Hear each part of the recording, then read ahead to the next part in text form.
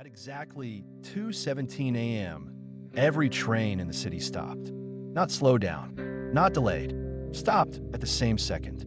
People later said it was a power failure. The official report blamed a signal synchronization error. But that explanation doesn't cover one thing. I was inside one of those trains, and the doors opened by themselves.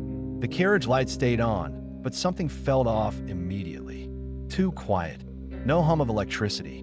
No vibration. Just the sound of my own breathing and the faint ticking of the digital clock above the door. Frozen at 2:17. Around me, passengers sat perfectly still. Not asleep. Not unconscious. Still. A man stood in the aisle, hand gripping the overhead rail.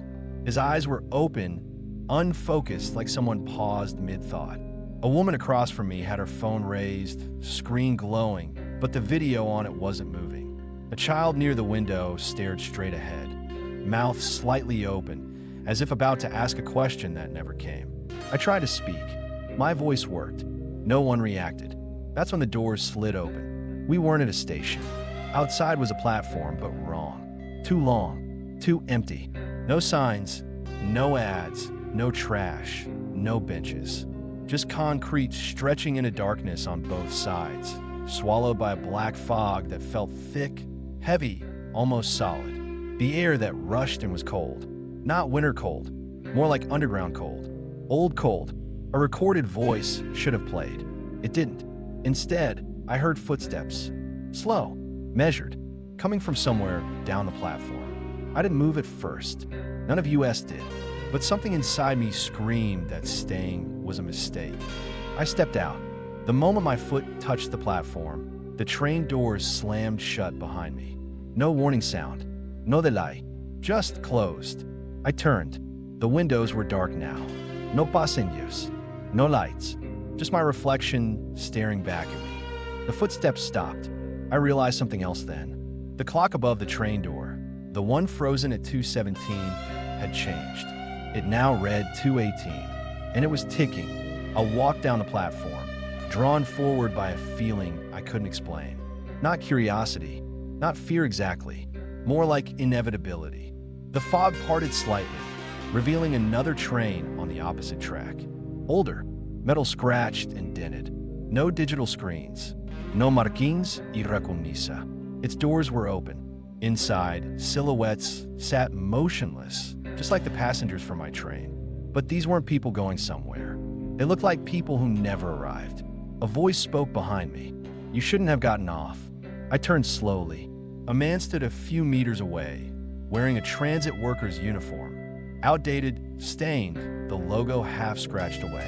His face was pale, eyes sunken, like he hadn't slept in years. Or decades. He looked past me, toward my train. Once the doors opened, he said quietly, "The system starts correcting the mistake." "What mistake?" I asked. He smiled. "Yours." The lights flickered. For a split second, the platform was full. Hundreds of people, standing, watching, all of them staring directly at me. Then darkness snapped back into place. The man was gone. And from inside the fog, a low mechanical sound echoed. The sound of another train approaching. The sound of the approaching train didn't come from the tunnel. It came from everywhere. The ground vibrated under my feet, not violently but steadily, like a pulse. The fog ahead rippled as if something massive was pushing through it, bending the air around itself. I stepped back instinctively. Behind me, the train I arrived on was gone. No lights, no metal, no tracks, just an empty trench where rails should have been, stretching into blackness. That's when I understood something terrifying. This platform wasn't between stations. It was between decisions.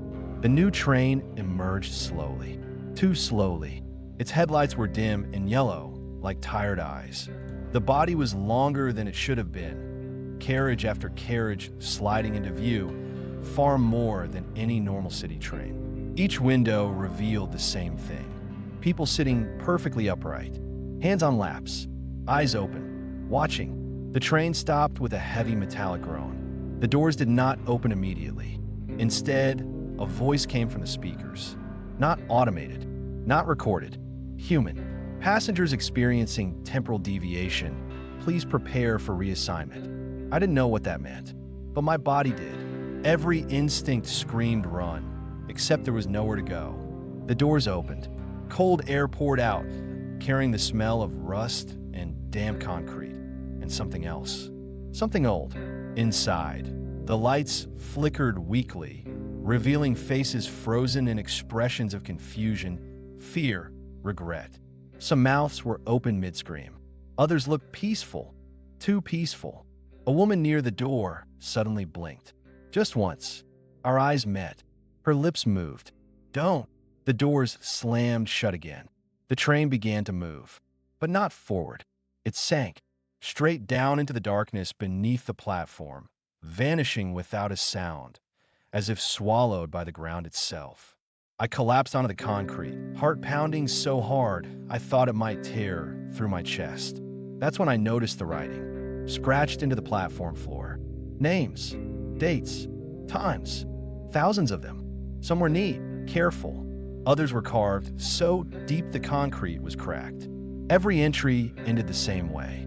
217. You can still leave. The voice came from above. I looked up. Digital screens flickered to life along the platform walls, screens that hadn't been there before. Each one showed the interior of a train. Different trains, different cities, different years. On one screen, a subway car from the 1990s. On another, something older, wooden benches, oil lamps swaying gently. On a third, a sleek modern train I recognized instantly. My train, time on the screen, 216. You step back in, the voice continued, calm and almost kind, and you forget this place ever existed. The screen zoomed closer. I saw myself sitting in my seat, headphones on, phone in my hand, alive, normal. What's the catch? I whispered. Silence. Then another screen turned on. It showed a man standing on a platform. This platform, he was older, thinner. His eyes were hollow. It took me a second to realize. It was me.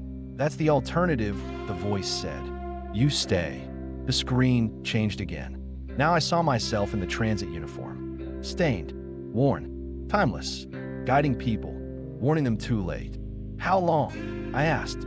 This time, the answer came immediately.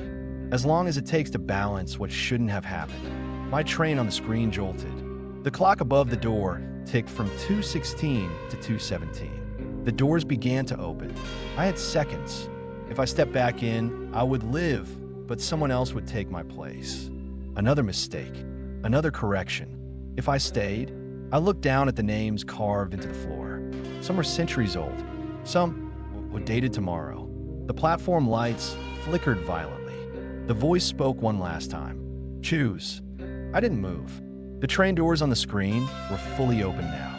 I could almost hear the familiar hum of the carriage, the dull rattle of the rails, the safe, boring reality waiting for me inside. The version of me on the screen lifted his head slightly, like he felt my hesitation. The older version, the one who stayed.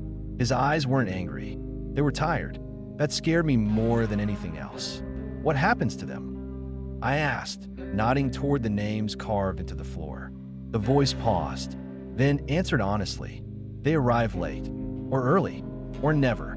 Their absence becomes explainable. I felt sick.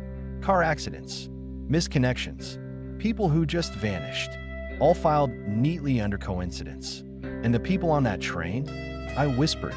The reassign, the voice said. Those who made a choice before you. The platform clock began to glitch. 2:17, 2:17, 2:17, over and over. The air thickened, like the place itself was running out of patience. You don't have much time, the voice warned. I stepped closer to the screens. Every train showed the same moment. A single passenger hesitating, confused, out of place. Some were crying, some were angry, some were completely calm, like they already knew. I recognized that calm. I had seen it on the faces inside the long train. What if I refused both? I asked. For the first time, the voice hesitated. That option, it said carefully, has consequences we do not monitor. That was all I needed to hear. I walked away from the screen. The platform trembled violently now, cracks spiderwebbing across the concrete. Lights burst overhead, showering sparks that vanished before hitting the ground. The voice grew louder. "Step back. Now." I ignored it. At the far end of the platform, beyond where the long train had appeared, there was something I hadn't noticed before. A staircase. Old, narrow, rusted, leading upward into darkness. No signs, no screens, no instructions, just stairs. "You are making an error," the voice said, no longer calm. "I'm done being corrected," I replied. I put my foot on the first step. The entire platform screamed. Not figuratively, literally. The sound of hundreds, maybe thousands, of voices layered together, distorted, overlapping, begging and warning at the same time. The screen shattered. The name carvings began to bleed black liquid from their grooves. And the clock finally changed. 2:18. The stairs felt wrong. Each step upward was heavier than the last, like gravity itself was trying to drag me back down. My ears rang. My vision blurred. Halfway up, I heard footsteps behind me. Slow, careful. I didn't turn around. "You don't understand what you're breaking," the voice said, now coming from directly behind me. "I understand enough," I said through clenched teeth. "You don't fix mistakes. You bury them." Silence. "Then, you will be missed," it said softly. I reached the top. There was a door. Plain, metal, unlocked. I pushed it open. I woke up on a train. My train. Lights buzzing. People scrolling on their phones. Someone coughing 2 seats down. The smell of cheap coffee and wet coats. Normal. The clock above the door read 2:19. I stood up immediately. The doors opened at the next station. I got off. For weeks, nothing happened. No nightmares. No strange sounds. No missing time. I convinced myself it was over. Until I started noticing the news. Small things at first. Delays with no explanation. Trains rerouted for technical reasons. Entire stations closed overnight and never reopened. Then the disappearances started. No patterns. No witnesses. Just people who boarded and never arrived. Last night, I was waiting for my train. Late again, the platform lights flickered. And for just a second, reflected in the dark glass of the tunnel, I saw something behind me. A digital clock, glitching. 2:17, 2:17, 2:17. And beneath it, scratched into the concrete, still fresh. My name. I didn't tell anyone what happened. Not my friends. Not my family. Not even myself. Not really. Life went on too smoothly for someone who had supposedly walked out of a place that shouldn't exist. I kept waiting for the price. At first, everything felt too normal. The trains ran. People complained about delays. My phone worked. My name still existed in databases. That should have been reassuring. It wasn't, because something small was wrong. The station where I used to change lines every morning wasn't there anymore. Not closed. Not under construction. Gone. The train slowed down where it used to be, then sped up again, like it passed through empty air. No announcement. No reaction from passengers. I was the only one who noticed. I checked maps later. Every official transit map showed the station as if it had never existed. Old photos on my phone, corrupted. Social media posts tagged at that location, missing. It was like reality itself had quietly edited the mistake out. And I knew exactly why.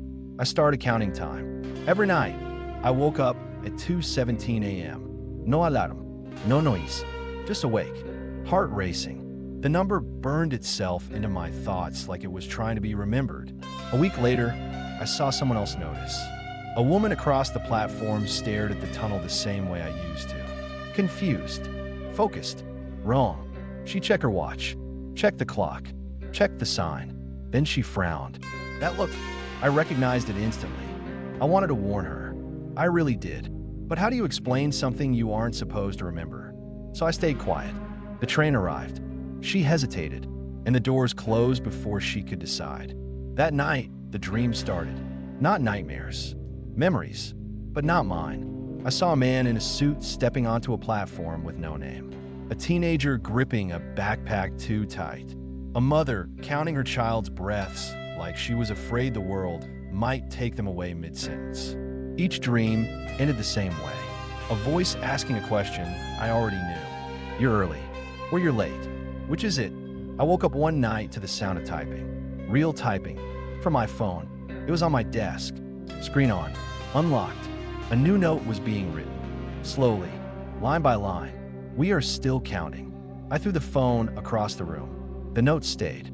The next morning, the transit app sent me a notification. New station added to your route. No name, no photo, just coordinates. In a time. 2:17 a.m. I didn't sleep that night. I went early. The platform was empty. Too empty. No ads. No trash. No food stop wing. And then I heard it. A train, but not from the tunnel. From below the platform. Metal grinding against metal. Getting closer. Behind me, someone spoke. Soft. Familiar. You weren't supposed to remember this much. I turned and saw myself. Not older, not younger, just adjusted. Standing exactly where I had once stood on the screen. Looking at me like I was the problem that hadn't been solved yet.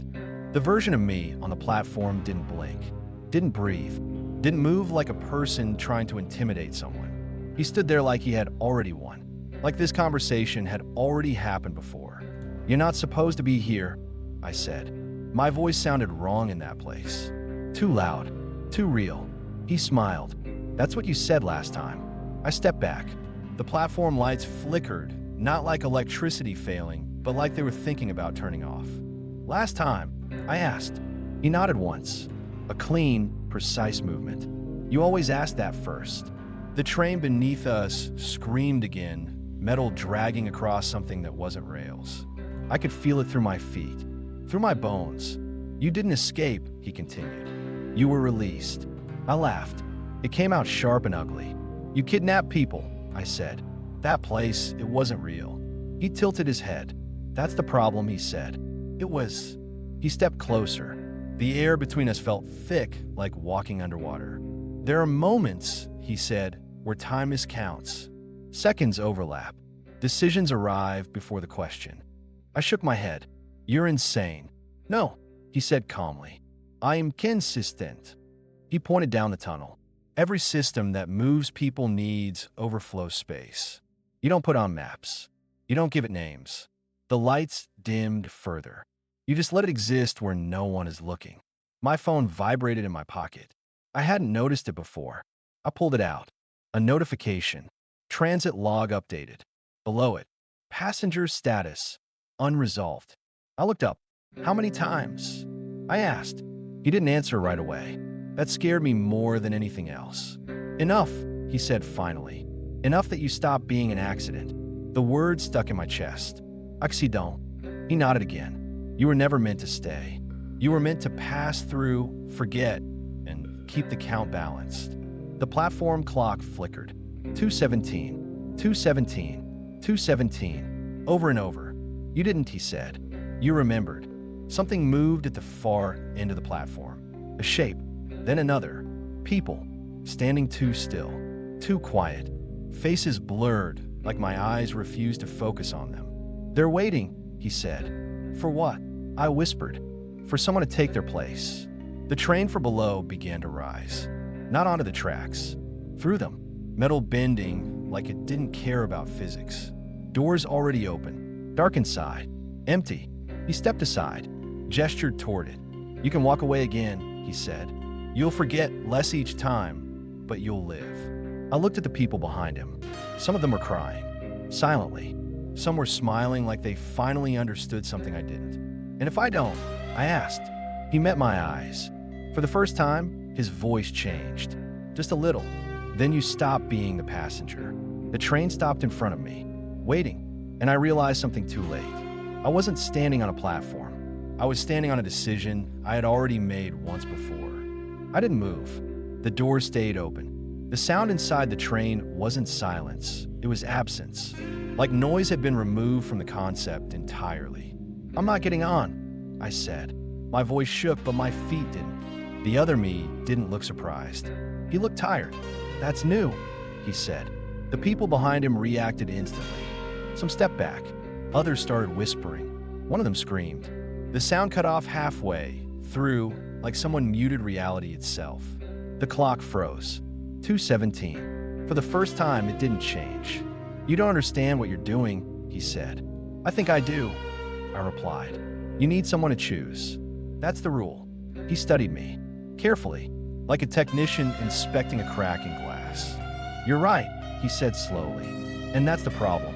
The platform shifted, not visually, conceptually, like the idea of where I was standing suddenly became unstable. The walls stretched, then snapped back. Lights flickered into symbols instead of numbers. The people blurred, then sharpened again, closer this time. Too close. "You were never supposed to see this layer," he said. "But if you refuse to move forward," he gestured around us, "the system compensates."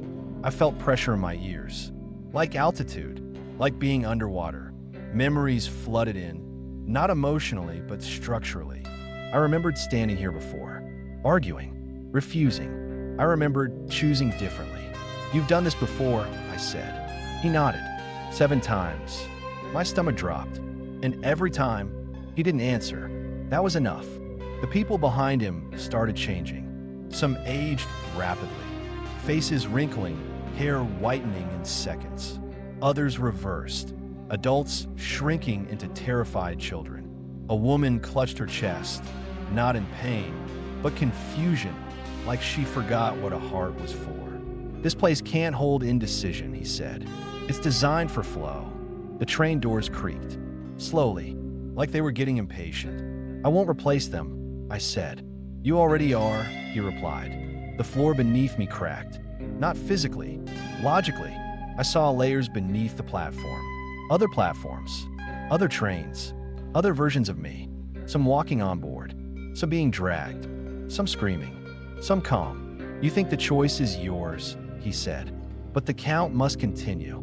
Something grabbed my ankle. A hand, cold, desperate. I looked down. One of the passengers. Her face finally clear. I recognized her. The woman from the platform days ago. The one I didn't warn. "Please," she whispered. Her voice was real. Too real. The other me stepped back. "This is the point where you usually decide," he said. "And when I don't." His expression hardened. Then the system stops asking. The lights went out. Completely. For a split second, I felt everything. Every train. Every choice. Every version collapsing inward. Then, a sound. Not a train. A reset. I woke up on my bedroom floor. Sweating. Shaking. Morning light through the window. Phone buzzing beside me. A notification. Transit log updated. Passenger status. Temporarily stabilized. Below it, smaller text. Next review. Pending. I laughed. Hysterically. I thought I was safe. Then I noticed something. Outside my window, I could hear a train. There are no tracks near my apartment. The train sound didn't stop. It wasn't loud. That was the worst part. It was distant. Steady. Patient. Like it had all the time in the world. I checked the window. Street. Cars. People going to work. Normal. Too normal. But underneath the traffic noise, the sound was still there. Metal on metal. Sliding through something that shouldn't exist. I grabbed my phone. No transit alerts. No emergency messages. Just one unread notification. Community update available. I didn't recognize the app. I was sure I'd never installed it. The interface was minimal. Black background. White text. Mulago. At the top. Unresolved passengers. Near you. My heart started pounding. I scrolled. Names. Ages. Last known locations. Some are marked stable. Most weren't. One caught my eye. The woman from the platform. Status. Displaced.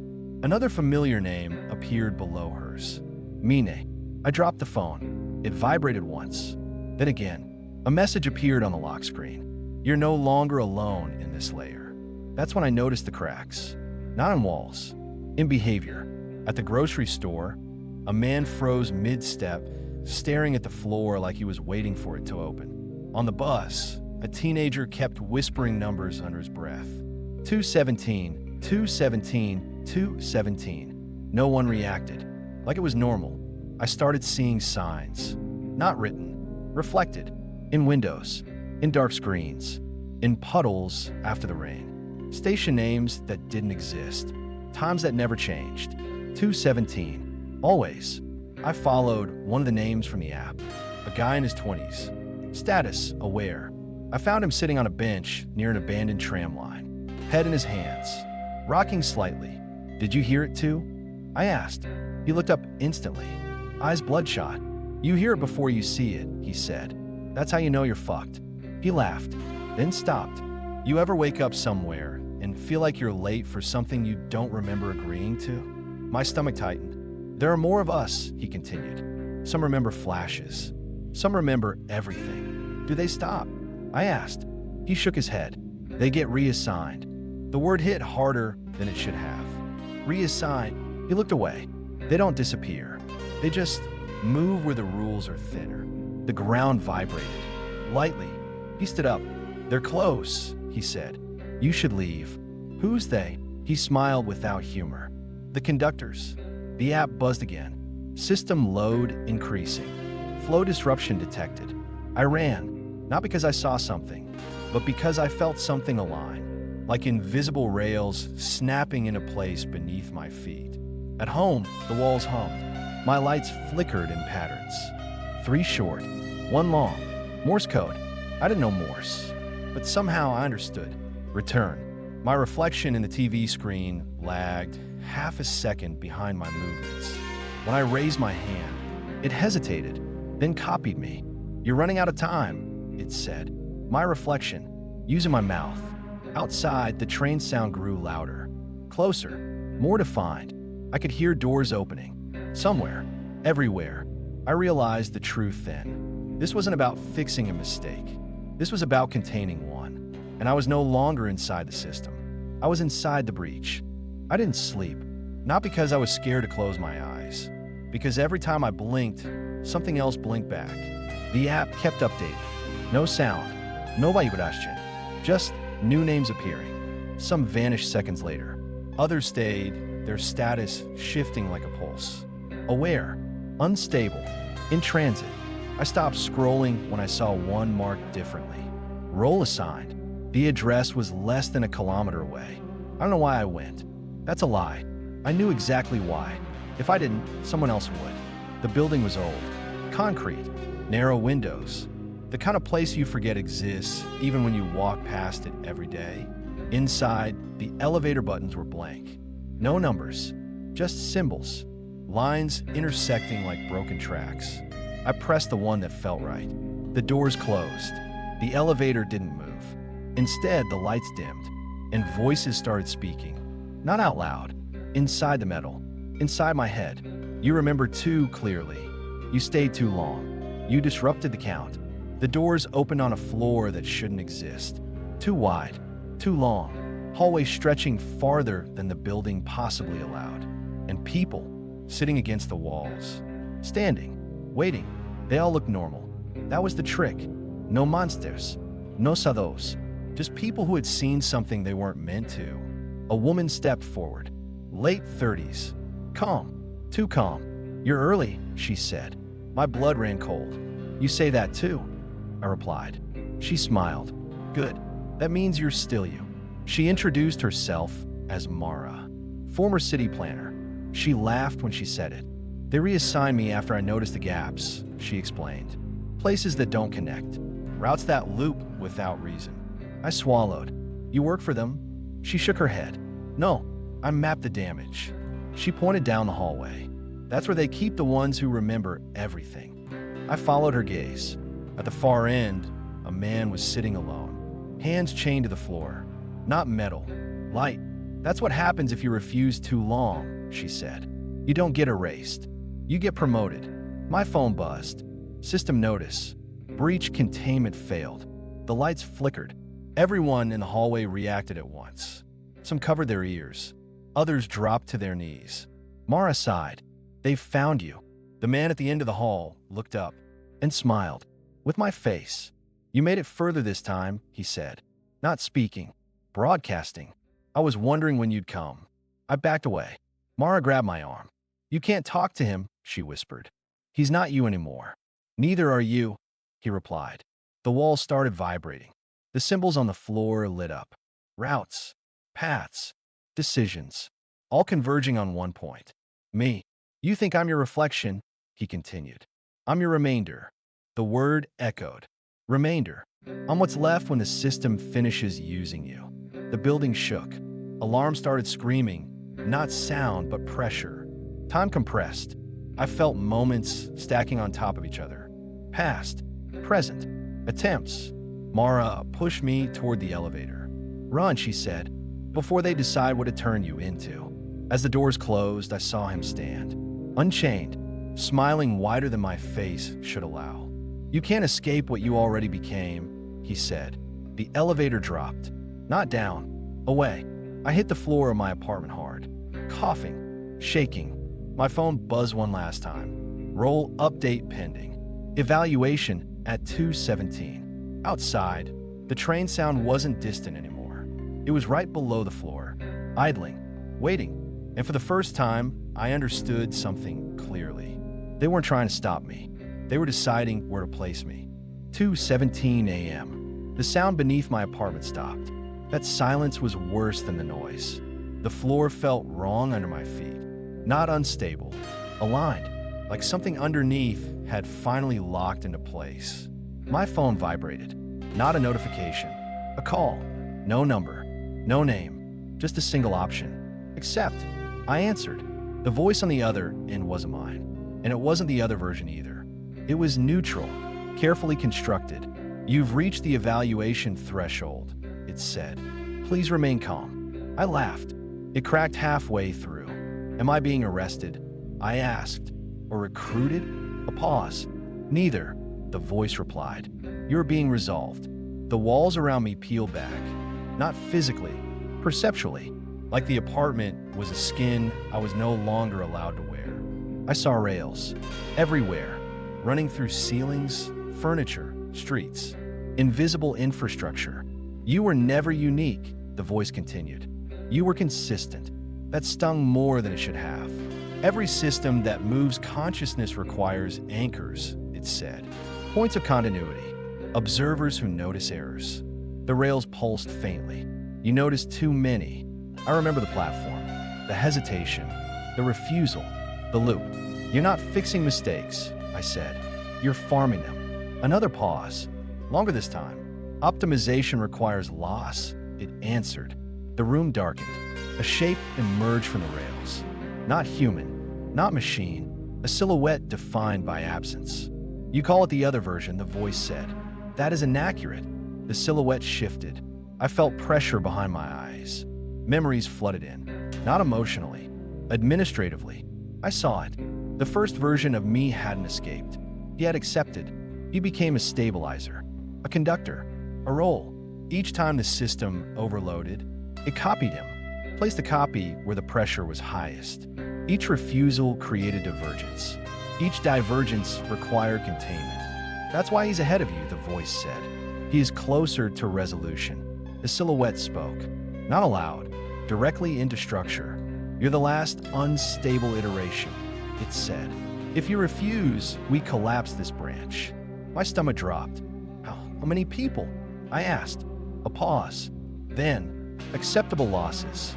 I thought of the woman on the platform, the man on the bench, Mara, the chain version, all the names in the app. And if I accept, I asked. The rails brightened. You take his place. I understood then. The choice was never get on the train or walk away. It was become the system or let it break through you. The silhouette extended something like a hand. Time slowed. The world held its breath. Final evaluation, the voice said. State your intent. I looked at the rails, the invisible architecture holding everything together. And I realized something terrible. The system wasn't evil. It was efficient. And efficiency doesn't care who it uses. I didn't move. Not from fear. Not from defiance. From understanding. The rails beneath me pulsed faster. The silhouette waited. The voice echoed again. State your intent. I swallowed and said the only thing that made sense. I accept. The room shifted, not like walls or floors. Like reality itself was reconfiguring around me. Everything familiar stretched, warped, aligned with the rails. My reflection in the TV was gone. In its place, a map of paths, endless rails, intersections, nodes. My face appeared somewhere in the network, a tiny flicker among millions. The phone buzzed. Names disappeared from the app. Status updates vanished. All previous notifications erased. Except mine. Roll, conductor. I could feel it. Not consciously, not mentally. The system flowing through me. The trains, the loops, the people. All under control. All stable. Except for those still outside. Mara's warning echoed. Before they decide what to turn you into. I had become it. The observer. The anchor. The stabilizer. I tried to remember fear. Couldn't. It was replaced with purpose. Outside, the world went on. Trains ran. People moved. Night turned into morning. No one noticed. No one ever would. I was part of something, but I was alone. And when the sound returned, soft, distant, patient, I didn't flinch. I was the one who made it happen now.